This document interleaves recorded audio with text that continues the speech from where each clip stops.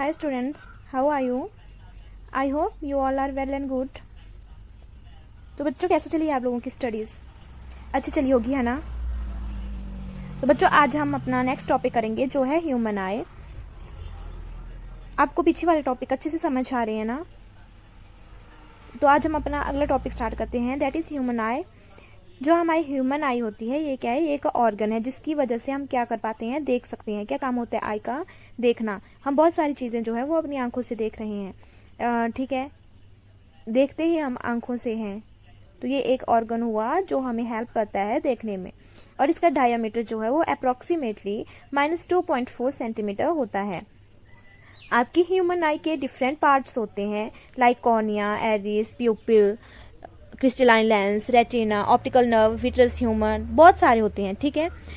तो हम इनको डिस्कस करते हैं। तो कॉर्निया क्या है, हम इनको ना शॉर्टकट में मतलब कि डिस्कस करेंगे, ज़्यादा डिटेल में ना करके शॉर्टकट मेन पॉइंट्स पर हम जो है वो फोकस करेंगे, ठीक है। तो हम सबसे पहले स्टार्ट करते हैं अपने कॉर्निया से।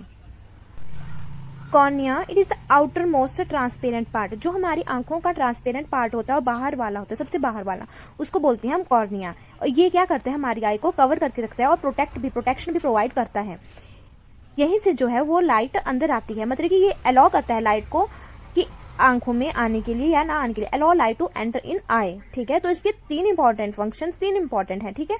आउटर मोस्ट ट्रांसपेरेंट पार्ट है, ये हमारी आई को कवर करके रखता है, प्रोटेक्शन प्रोवाइड करता है, and allow light to enter in eye. Next है हमारा एरिस, ठीक है। ये क्या है हमारा, ये dark muscular tissue behind cornea. Cornea के मतलब जब हम कॉर्निया के अंदर जाते हैं, कॉर्निया के जो आता है ना नेक्स्ट में, वो है dark muscular tissue behind cornea, वो है हमारा एरिस। ये क्या करता है, ये हमारे प्यूपिल के साइज को कंट्रोल करके रखता है। तो आपका एरिस क्या हुआ, ये एक डार्क मस्कुलर टिश्यू है, कहाँ पे लोकेट है, बिहाइंड द कॉर्निया, एंड क्या करता है, कंट्रोल द साइज ऑफ प्यूपिल। अब ये प्यूपिल क्या है, नेक्स्ट हमारा प्यूपिल ही है। It is a small opening in iris is known as pupil. जो एरिस की स्मॉल ओपनिंग है उसको हम बोलते हैं प्यूपिल। ये क्या करता है, control the amount of light to enter in eye, कि कितने अमाउंट में जो लाइट है वो आई के अंदर जाएगी, ये उसको कंट्रोल करता है। और इसको हम जो प्यूपिल होता है उसको हम विंडो ऑफ द आई भी बोलते हैं। क्यों बोलते हैं विंडो ऑफ द आई? जैसे कि हमारे घर की खिड़कियां होती हैं ना, खिड़कियों से ये जो लाइट अंदर आती है, तो हमें मतलब कि जितनी लाइट चाहिए होती है, जब हमें लाइट चाहिए होती है तो हम क्या करते हैं, अपनी खिड़कियों को ओपन करते हैं, ठीक है, ठीक है, समझ रहे हो ना। खिड़कियों को ओपन करके अगर हम रखेंगे तो वो क्या करती है, लाइट जो है वो अच्छे अमाउंट में अंदर आएगी। लेकिन जब हमें लाइट नहीं चाहिए होती है तो हम क्या करते हैं, उन खिड़कियों को बंद कर देते हैं या कर्टन लगा देते हैं। अगर हमें ज्यादा लाइट चाहिए तो हम खिड़कियां ओपन कर देंगे, मतलब कि खोल देंगे उनको। अब जब हमें नहीं चाहिए, बिल्कुल लाइट नहीं चाहिए, अंधेरा चाहिए, तो हम क्या करते हैं, विंडो को बंद कर देते हैं। और अगर हमें लाइट ना ज्यादा चाहिए ना कम चाहिए तो हम क्या कर देते हैं, कर्टन लगा देते हैं, ठीक है। ये उसी प्रकार है कि जो आपका प्यूपिल होता है वो आपके लाइट के अमाउंट को कंट्रोल करके रखता है कि कितनी लाइट जो है वो अंदर आएगी आई में और कितनी नहीं आएगी। तो इसीलिए आपके प्यूपिल को क्या बोला जाता है, आपके प्यूपिल को बोला जाता है window of the I. Okay, समझ गए ना आप। अब है हमारा crystalline lens. Convex lens composed of fibrous jelly like material provide real and inverted image on retina. मतलब कि जो आपका क्रिस्टलाइन लेंस है वो कैसा है, कन्वेक्स लेंस है जो कंपोज है आपका फाइब्रस जेली एंड मतलब कि जेली लाइक मटेरियल है और फाइब्रस है, ठीक है। और ये क्या करता है, रियल एंड इन्वर्टेड इमेज जो है वो रेटिना के ऊपर बनाता है। ओके, अब हम नेक्स्ट देखेंगे। नेक्स्ट है हमारा रेटिना। पर रेटिना से पहले आप एक बार डायग्राम देख लो। ये हमारे ह्यूमन आई का एक डायग्राम है जिसमें कि हम यहाँ पे डिफरेंट पार्ट्स को देख सकते हैं ह्यूमन आईज को। सबसे पहले हमने क्या पढ़ा, सबसे पहले हमने कॉर्निया पढ़ा, उसके बाद एरिस पढ़ा, उसके बाद हमने लेंस मतलब कि क्रिस्टलाइन लेंस के बारे में पढ़ा, ठीक है। और हमने साथ ही साथ में प्यूपिल के बारे में भी पढ़ा, जो यहाँ पे मेंशन शायद नहीं है, ठीक है, यहाँ पे मेंशन वो नहीं है। ओके, उसके बाद अभी हमने पढ़ा नहीं, लेकिन हम आगे पढ़ेंगे, लाइक अपने आपका रेटिना, ऑप्टिकल नर्व एंड आपका विट्रस ह्यूमर, इसके बारे में हम आगे पढ़ेंगे, ठीक है। तो आपका जो कॉर्निया था वो देख लो आप क्या है, वो सबसे आउटर मोस्ट पार्ट है और ये जो है वो ट्रांसपेरेंट होता है, ठीक है। उसके बाद हमारा एरिस आया, उसके बाद हमारा लेंस आया, ठीक है। अब हम आगे रेटिना के बारे में पढ़ेंगे। तो रेटिना हमारा ये है पीछे की तरफ और ऑप्टिकल नर्व ये है यहाँ पे। इसके फंक्शंस को भी हम देखेंगे कि ऑप्टिकल नर्व का क्या फंक्शन होता है, ठीक है। तो चलो अब आगे चलते हैं हम रेटिना के पास। Retina membrane that contain many light sensitive cells on back of आई।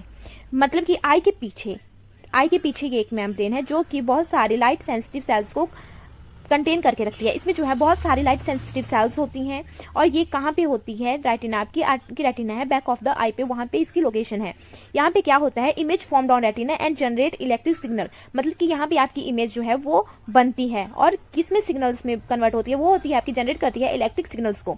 उसके बाद है आपका ऑप्टिकल नर्व। अब ये ऑप्टिकल नर्व क्या है, जैसे कि हमने डायग्राम में देखा था कि ऑप्टिकल नर्व जो है वो आपके रेटिना के पीछे जैसे एक निकली है लाइक अ टेल, ठीक है। तो वो क्या है, वो है आपका electrical signal generated by retina send to the brain by optical nerve. देखा, जो आपकी रेटिना जो है ना वो इलेक्ट्रिक सिग्नल्स को जनरेट कर रही है, उसके बाद वो क्या कर रही है, वो ऑप्टिकल नर्व के थ्रू वो सिग्नल्स जा रहे हैं आपके ब्रेन के पास, ठीक है। और ब्रेन के पास जब सिग्नल जाएंगे तो वहां से आपको सिग्नल्स मिलेंगे कि कैसे आपको किस सिचुएशन के अकॉर्डिंग क्या रिएक्ट करना है, ठीक है।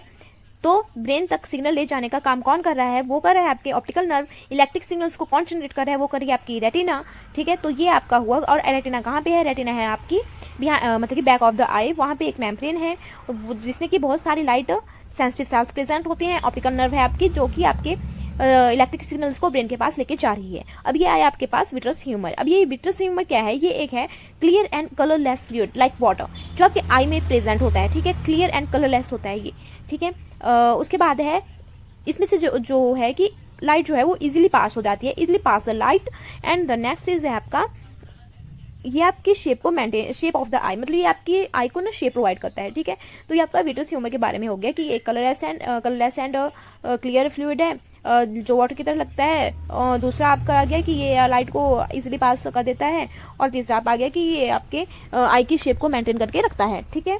अब हम नेक्स्ट देखेंगे अपना accommodation of I. Accommodation of eye, the process by which ciliary muscles functions to change focal length of eye so that image is clearly formed on retina is called accommodation of eye. तो क्या हुआ आपका accommodation आई, इसमें जो है वो majorly बात की गई है आपकी सैलरी मसल्स की। जो आपकी सैलरी मसल्स के फंक्शंस होते हैं उनकी बात की गई है कि सेल कैसे वो फंक्शन कर रही हैं, कैसे वो फोकल लेंथ को इंक्रीज या डिक्रीज कर रही हैं, जिसकी वजह से आपकी इमेज जो है वो रेटिना के ऊपर बन रही है और आप किसी भी ऑब्जेक्ट या किसी भी चीज को आसानी से देख पा रहे हो, ठीक है। इसमें आगे बताया गया है कि फॉर फार ऑब्जेक्ट्स, जब ऑब्जेक्ट को दूर रखा गया है तो आपकी जो सैलरी मसल्स होती हैं वो कैसी होती हैं, वो रिलैक्स्ड होती हैं और वो क्या करती हैं, द लेंस बिकम्स थिन, वो लेंस को थिन कर देती हैं, ठीक है। उसको थिन करके रखती हैं जिसकी वजह से जो आपकी फोकल लेंथ है वो इंक्रीज हो जाती है और हम ऑब्जेक्ट को इजीली देख पाते हैं, मतलब कि क्लियरली वो हमें विजिबल हो पाता है। नेक्स्ट है हमारा कि जब ऑब्जेक्ट जो है वो हमारे नियर हो, for nearly objects, near by objects, मतलब कि जो ऑब्जेक्ट है वो हमारे नियर है तो हमारी सैलरी मसल्स क्या होती है, वो कॉन्ट्रैक्ट कर लेती हैं जिसकी वजह से हमारा लेंस जो है वो थिक हो जाता है और साथ ही साथ जो फोकल लेंथ है वो हमारी जो फोकल लेंथ है वो क्या हो जाती है, फोकल लेंथ जो है वो डिक्रीज हो जाती है और हम नियर बाय जो ऑब्जेक्ट है वो उनको क्लियरली देख पाते हैं। ये हमारा एकोमोडेशन ऑफ आई हुआ। एकोमोडेशन ऑफ आई एक बार फिर से रिवाइज कर लेते हैं कि एकोमोडेशन ऑफ आई क्या होता है, जिसमें कि हम मेजरली बात कर रहे हैं अपनी सैलरी मसल्स के बारे में। सैलरी मसल्स कैसे फंक्शंस कर रही हैं, वो कैसे जो आपका फोकल लेंथ है उसको चेंज कर रही है, कैसे इंक्रीज कर रही है, कैसे डिक्रीज कर रही है, क्यों कर रही है, क्योंकि जो है वो हमारी इमेज जो है वो रेटिना के ऊपर बनती है और जिसकी वजह से जो हमें ऑब्जेक्ट जो है वो इजीली देख पाते हैं हम उनको, या क्लियरली जो है वो हमें विजिबल हो पाते हैं। इसमें हमने फॉर मतलब कि फार ऑब्जेक्ट के लिए पढ़ा, जो दूर में ऑब्जेक्ट है उसमें जो है वो सैलरी मसल्स कैसे फंक्शन कर रही हैं, जब ऑब्जेक्ट नियर है हमारे तो वो कैसे फंक्शन कर रही है, इसके बारे में देखा, ठीक है। उसके बाद है हमारे पास रेंज ऑफ ह्यूमन विजन, कि हमारे जो ह्यूमन का विजन है उसकी रेंज कितनी है। तो जो हमारा नियर पॉइंट है, नियर पॉइंट नियरली हम कहाँ तक क्लियरली देख पाते हैं, तो हम देख पाते हैं अपने 20 सेंटीमीटर तक, और फार पॉइंट के लिए वो आ जाएगी ह्यूमन रेंज आ जाएगी हमारी इन्फिनिटी, कि हम कहाँ तक देखो हम आकाश को आराम से देख पाते हैं ना, देख पाते हैं, मतलब कि इन्फिनिटी तक हम जो है वो फार पॉइंट तक देख पाते हैं, ओके। और नियर पॉइंट कितना आ गया, 25 सेंटीमीटर। जो आपका 25 सेंटीमीटर या नियर पॉइंट है वो आपका एग्जामिनेशन पॉइंट ऑफ व्यू से इंपॉर्टेंट बन जाता है, मतलब कि 1 नंबर का क्वेश्चन, ठीक है, ओके। अब हम नेक्स्ट आगे देखेंगे, हमारा नेक्स्ट है जो इसका ही पार्ट होगा, इसी टॉपिक का नेक्स्ट पार्ट। नेक्स्ट है हमारा defects of vision and their correction, मतलब कि आपको पता है कि हमें देखने में कभी प्रॉब्लम आ जाती है। कई लोगों को आपने देखा होगा स्पेक्स लगी हुई होती हैं, ठीक है। तो वो कौन से डिफेक्ट्स हुए और उनका क्या करेक्शन है, ठीक है। तो सबसे पहले आ जाता है हमारा मायोपिया, उसके बाद है हाइपरमेट्रोपिया एंड नेक्स्ट वन है आपका प्रेसबायोपिया। तो ये तीनों क्या है, तो मायोपिया जो है वो आपका होता है नियर साइटेडनेस। नियर साइटेडनेस का क्या मतलब हुआ, क्या हमें नजदीक का नहीं दिखाई देता है या हमें दूर का नहीं दिखाई देता है, तो इसमें कंफ्यूजन रहता है, ठीक है। तो आपका मायोपिया क्या हुआ, वो उसको हम बोलते हैं नियर साइटेडनेस। इसका मतलब है कि a person with myopia defects can see nearby objects clearly but cannot see distant object clearly। इसका मतलब हुआ नियर साइटेडनेस का मतलब हुआ कि हमें नजदीक मतलब कि नियर का तो आराम से दिखाई देता है, उसको हम क्लियरली देख पाते हैं, लेकिन जो दूर रखी हुई चीजें होती हैं, जो फार डिस्टेंस पे होती हैं, ठीक है, उनको हम इजीली नहीं देख पाते हैं, उन्हें हमें देखने में थोड़ी प्रॉब्लम आती है, ठीक है। तो नियर साइटेडनेस का मतलब हुआ कि हमें नजदीक आराम से दिखाई देगा, बट हमें दूर के ऑब्जेक्ट को देखने में प्रॉब्लम आ सकती है। ठीक है, उसको हमने मायोपिया या नियर साइटेडनेस बोला। इसमें क्या होती है, जो आपकी इमेज होती है वो रेटिना पे ना बन के वो रेटिना से पहले ही बन जाती है। ठीक है, तो इसकी रीजन क्या हो सकती है? इसकी रीजन ऑफ मायोपिया है कि focal length of eye lens decreases. जो आपकी आई लेंस की जो फोकल लेंथ है वो क्या हो गई है, डिक्रीज हो गई है। और इलोंगेशन ऑफ आई बॉल। ठीक है, ये आपके रीजंस आ गए। उसके बाद इसकी करेक्शन क्या है, मायोपिया की करेक्शन क्या है? तो मायोपिया की करेक्शन है कि हमें कनकेव लेंस का जो है वो यूज करना चाहिए आसानी से देखने के लिए। ऑब्जेक्ट को आसानी से देखने के लिए हमें कनकेव लेंस का यूज करना चाहिए। ओके, तो यहाँ पे ये डायग्राम है, हैंडमेड डायग्राम है। आई होप आपको समझ में आ जाए, है ना। अगर नहीं आए तो फिर मैं आपको बाद में समझाने की कोशिश करूंगी। ठीक है, तो यहाँ पे देखो, ये है, यहाँ पे देखो, अगर हमारा ये फर्स्ट डायग्राम है, हमारी इमेज जो है वो ऐसे तो वहाँ पे बनती है जब हमारे विजन जो है वो नॉर्मल होता है, रेटिना के ऊपर बनती है। लेकिन दूसरे डायग्राम में बताया गया है कि अगर हमें मायोपिया है तो हमारी इमेज कहाँ पे फॉर्म होगी। और तीसरे डायग्राम में बताया गया है कि अगर हम कनकेव लेंस का यूज कर लें, ठीक है, कनकेव लेंस का यूज कर लेंगे तो हमारी जो इमेज है वो एक्जैक्टली आपके रेटिना के ऊपर बनेगी। तो ये आपकी करेक्शन हुई, आपका डिफेक्ट हुआ मायोपिया और उसकी करेक्शन क्या हुई, उसकी करेक्शन हुई कनकेव लेंस। ओके, अब हम नेक्स्ट देखेंगे अपना हाइपरमेट्रोपिया। ये है आपका फार साइटेडनेस। फार साइटेडनेस का क्या मतलब हुआ? A person with hypermetropia defects can see far objects clearly but can not see near by objects clearly. ये क्या कर पाते हैं, ये मतलब जो आपका हाइपरमेट्रोपिया है, इससे जो सफर करता है पर्सन, उसको क्या दिक्कत आती है? उसको दिक्कत आती है कि वो दूर की चीज़ों को आसानी से देख पाता है, बट जो आपके नियर बाय ऑब्जेक्ट्स होते हैं उनको देखने में उसको दिक्कत आती है। इसमें क्या होता है, वो जो आपकी इमेज है वो रेटिना के बिहाइंड बनती है, रेटिना से भी पीछे बनती है। ठीक है, तो ये इसका मतलब हुआ। और जो आप इसके रीजन है वो है कि focal length of eye lens increases, eye ball becomes the small. ठीक है, दूसरे में क्या बन रही थी, आई जो इनोंगेशन हो रही थी आई बॉल की, बट इसमें क्या हो रही है, आपकी आई बॉल जो है वो स्मॉल हो रही है। इसकी करेक्शन क्या है? इसकी करेक्शन है आपका कन्वेक्स लेंस। इसमें जो है वो जो हाइपरमेट्रोपिया के पेशेंट होते हैं, हाइपरमेट्रोपिया जिनको होता है, वो क्या करते हैं, अब कन्वेक्स लेंस का यूज करते हैं। ठीक है, इसमें भी हैंडमेड डायग्राम्स हैं। ठीक है, तो आप डायग्राम्स को देख सकते हैं। जो आपका फर्स्ट डायग्राम है उसमें जो है वो नॉर्मल पर्सन के लिए, नॉर्मल विजन के लिए है। ठीक है, जो आपका सेकंड डायग्राम है उसमें बताया गया है कि जो आपकी इमेज है वो कहाँ पे फॉर्म हो रही है, बिहाइंड द रेटिना हो रही है। ठीक है, जब हम इसमें थर्ड डायग्राम में बताया गया है कि जब हम इसमें कन्वेक्स लेंस का यूज कर रहे हैं, जो आपका ब्लैक की पेन के साथ है ना, उसको वो लगाया गया है। ठीक है, एक्स्ट्रा कन्वेक्स लेंस। ठीक है, तो जो कन्वेक्स लेंस का जब हम इसको यूज कर रहे हैं, इसमें यूज कर रहे हैं, तो क्या हो रही है, जो आपका इमेज थी वो कहाँ पे बन रही है, वो आपकी एक्जैक्टली रेटिना के ऊपर बन रही है। तो इसके जो हाइपरमेट्रोपिया है वो क्या है, वो फार साइटेडनेस है, जिसमें कि पर्सन को दूर की चीजें तो आसानी से दिखाई देंगी, बट नियर बाई ऑब्जेक्ट्स को देखने में उसको दिक्कत आ सकती है। और इसकी करेक्शन क्या हुई? इसकी करेक्शन हुई आपका कन्वेक्स लेंस। ठीक है, तो ये हमारा हुआ हाइपरमेट्रोपिया। अब नेक्स्ट हम देखेंगे अपना प्रेस बायोपिया।